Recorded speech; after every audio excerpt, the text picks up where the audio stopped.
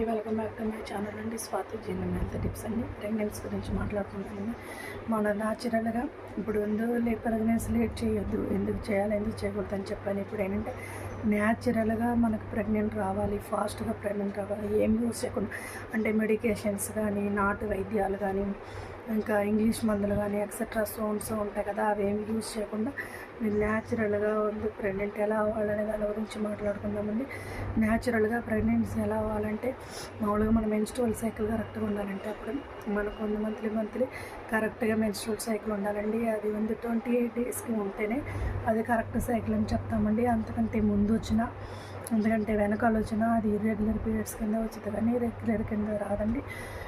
పిల్లలకి ప్రెగ్నెన్సీ రావడానికి పీరియడ్స్కి అనేది చాలా దగ్గర సంబంధం ఉంది. ఎందుకంటే ఎవరికైతే రెగ్యులర్ పీరియడ్స్ వస్తాయో వాళ్ళకే ప్రెగ్నెన్సీ వచ్చిందండి. సో ఇర్రెగ్యులర్ పీరియడ్స్ వాళ్ళకి ప్రెగ్నెంట్ రాదా అంటే వస్తుంది, రాదు అని కాదు. కానీ ఎవరైతే రెగ్యులర్ పీరియడ్స్ వస్తాయో వాళ్ళకి ఈజీగా ఫాస్ట్గా అంటే న్యాచురల్గా ఎలాంటి కెమికల్స్, ఎలాంటి మెడిసిన్స్, ఎలాంటి నాటు వైద్యాలు చేయకుండా రావడానికి 90% ఛాన్సెస్ అనేవి ఉంటాయండి.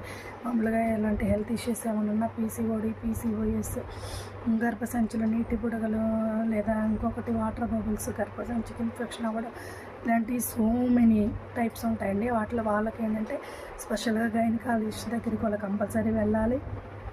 గైనకాలజిస్ట్ దగ్గరికి వెళ్ళి వాళ్ళు ఏ మందులు ఇస్తారో ఏంటి అనేది కూడా మీరు తెలుసుకొని ఆ మందులు మీరు వాడి మీరు దాన్ని రికవర్ చేయడానికి అనేది ఉండిద్దండి. ఎందుకంటే ఎప్పుడు నేను ఒకటే చెప్తానండి, ఇప్పుడు మీరు మెడిసిన్ చెప్పలేదంటారు, ఎప్పుడు ఎవరికి మెడిసిన్ చెప్పడానికి అవ్వదండి. ఎందుకంటే నా బాడీ కండిషన్ ఉన్నట్టు మీ బాడీ కండిషన్ ఉన్నది, మీది ఉన్నట్టు వేరే వాళ్ళది ఉన్నది.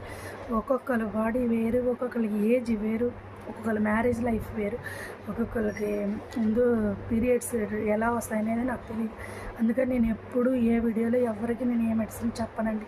ఒకవేళ చెప్పానంటే అది రెగ్యులర్గా యూస్ చేసే మెడిసిన్ అయి ఉండొచ్చు. ఇంకోటి ఏంటంటే దాని గురించి ఎంతో కొంత అవగాహన నాకు ఉంటే తప్పనిచ్చి నేను ఏ మెడిసిన్ నేను రికవరీ చేయనండి. మీరు అన్నీ చెప్తారు, మెడిసిన్ చెప్పట్లేదని అనుకోవచ్చు, నేను చెప్పలేనండి. ఎందుకంటే నేను ఎంబీబీఎస్ డాక్టర్ని కాదు, నేను ఓన్లీ నర్స్ని, స్టాఫ్ నర్స్ని. అది కూడా నాకు తెలిసింది అది నిజమైతేనే నేను చెప్పగలుగుతాను. సో నేను మెడిసిన్ మాత్రం మేము మీకు సజెషన్ చేయలేనండి. మీరు డాక్టర్ గైనకాలజిస్ట్ దగ్గరికి వెళ్ళి మీ బాడీ తత్వాన్ని బట్టి మీకు ప్రెగ్నెంట్ రావడానికి మీకు ఏం ఇష్యూస్ ఉన్నాయని చూసుకొని చెకప్ చేసుకొని దాన్ని బట్టి మీరు న్యాచురల్గా కూడా కన్సీవ్ అవ్వడానికి అవకాశం ఉందా లేదని వాళ్ళు మీకు చెప్తారు. దాన్ని బట్టి మీరు ఆలోచించుకోండి. అంటే హెల్తీగా హెల్తీ స్పమ్ గురించి నేను నెక్స్ట్ వీడియోలో డిస్కస్ చేస్తాను. Please like, share, subscribe my channel. Thank you friends.